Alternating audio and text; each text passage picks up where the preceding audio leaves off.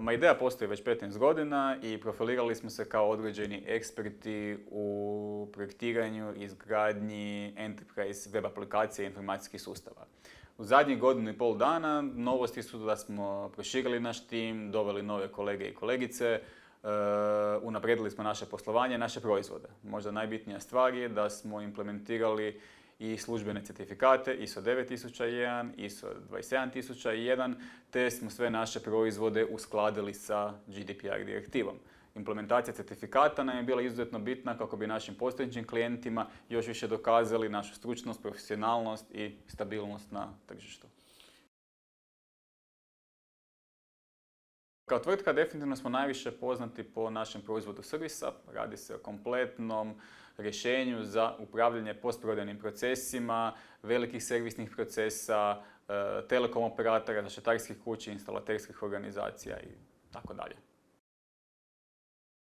I sam Service Hub zamišljen je kao jedan posebni ekosustav koji omogućuje kompletno upravljanje poslovanjem u postprodajnim organizacijama. Uzmimo za primjer servisni centar.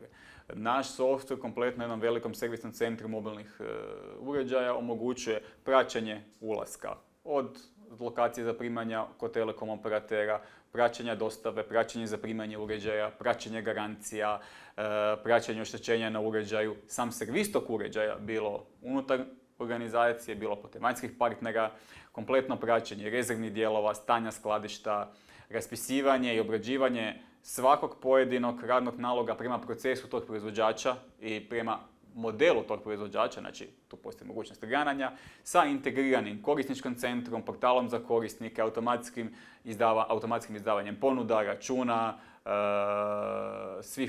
sve potrebne dokumentacije itd. Da bi se na kraju cijeli taj proces završio, mobilni uređaj bio servisiran i vraćen krajnjem korisniku. Primjer je druge branše, na primjer zaštitarske industrije, pričamo o tehničkoj zaštiti gdje postoji potreba za praćenje velikog broja ugovora, ugradnji, terenskih ekipa, skladišta, gdje omogućujemo da na jedinstvenoj točci project menadžeri imaju uvid u proces, sve potrebne instalacije, sve potrebne dijelove, bilo za ugradnju, bilo za servis, nebitno sad na kojem području djelovanja oni rade.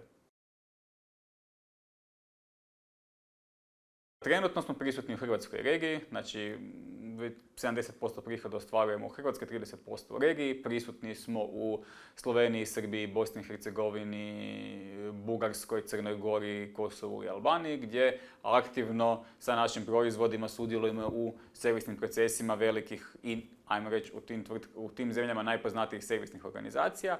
A paralelno smo unutar cijele regije jedan jedinstveni integracijski hub između velikih servisnih centara i telekom operatora kako bi krajnjim korisnicima omogućili jedinstvenu točku integracije i brz i kvalitetan servis. Napravili smo proizvod, imamo uslugu, imamo naše usluge koje nudimo klijentima, imamo referencije, imamo znanje, imamo iskustvo. Hrvatska nam nije dovoljna da bi ostvarili daljnji rast firme, daljnji rast prihoda, moramo ići na internacionalizaciju poslovanja, odnosno na globalizaciju. Kao prvi korak prema tom nekom smjeru je i predstavljanje naših proizvoda i predstavljanje same tvrtke na međunarodnom tržištu, te je Cebit ovdje prepoznat kao prvi sajam na kojem ćemo se predstaviti međunarodnom tržištu. Kako bi uspjeli, ajmo reći, doći na međunarodno tržišta, pristupiti međunarodnom tržištu, aplicirali smo na EU fondove za internacionalizaciju poslovanja malih i srednjih poduzeća, gdje smo uspješno dobili sredstva i zahvaljujući EU fondovima sada smo ove godine na Cebitu. Prvenstveno od Cebita očekujemo da se predstavimo globalnom tržištu, ali i da dobijemo neki feedback s globalnog tržišta. Znači, mi mislimo da su naši proizvodi dobri, da su naše usluge dobre, očekujemo da nam se to i potvrdi. Osim direktnih klijenata i kupaca koje se nadamo da ćemo pronaći na Cebitu, velike nade polažemo u ostvarivanje business-to-business kontakata. Znači, novih partnera koji će nas predstaviti, koji će nam omogućiti pristup novim tržištima. Osim direktnih firmi koji će nas potencijalno zastupati, ovdje pričamo i o gospodarskim komorama i poslovnim organizacijama u drugim zemljama, direktnim zastupnicima i tako dalje. Nakon CeBIT-a, znači prvog otvaranja na svjetskom nivou, ove godine još prezentiramo se na Broadband World Conference-u u 10. mjesecu, gdje nam je cilj imati jednu targetiranu kampanju za telekom operatere i za proizvođače telekom opreme, gdje se prezentiramo kao tvrtka koja je u mogućnosti u potpunosti upravljati after sales procesom telekom operatera, dok sljedeće godine pristupamo i globalnom tržištu na MWC u 2019. u Barceloni, gdje se predstavljamo svim proizvođačima mobilnih uređaja, također telekom operaterima, servisnim centrima, kao ponovno jedan logistički hub za sve njihove potrebe unutar upravljanja postprodajnim procesom. Ukoliko nam je u planu globalizacija i širenje poslovanja, jedino kako to možemo napraviti je sa kvalitetnim zaposlenicima i sa novim kadrom. Znači, nemoguće je da idemo u globalno tržište, idemo u širenje, idemo u nove klijente, a da ne zapošljavamo ljude.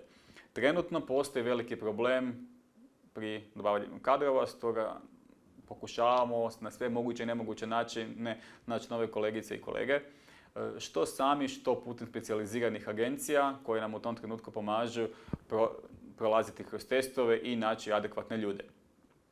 Od ove godine uvodimo i junior, odnosno internship, znači pripravnički program, gdje nam je cilj dovesti kandidate koji do sad nemaju radnog iskustva, nemaju konkretnog znanja iz tehnologija koje nam trebaju, međutim, mi ćemo ih onda educirati u periodu od 4, 6, 8 mjeseci, godinu dana, ovisi koliko za koju poziciju će biti potrebno, i stvoriti kolege koji ćemo tada uključivati u timove i koji će tada moći početi raditi konkretne poslove. U uvozu kadrova smo razmišljali, dapače, otvoreni su prema svim opcijama. Imamo jednu kolegicu iz Ukrajine koja sad radi kod nas, znači apsolutno smo otvoreni za bilo kakvo zapošljavanja, znači po ničemu nismo ograničeni. Međutim, opet generalni je problem nedostatka radne snage na globalnom tržištu. Znači, nije takva situacija samo u Hrvatskoj, ista takva situacija je u Irskoj, međutim, trenutno, na primjer, tvrtke u Irskoj mogu ponuditi neke bolje benefite, kratkoročne, nego što mogu tvrtke iz Hrvatske. Stoga vjerujem da zajedno sa svim kolegama iz branše ćemo uspjeti kolegama koji su tu pružiti i jednake uvjete i poboljšati radne uvjete u Hrvatskoj.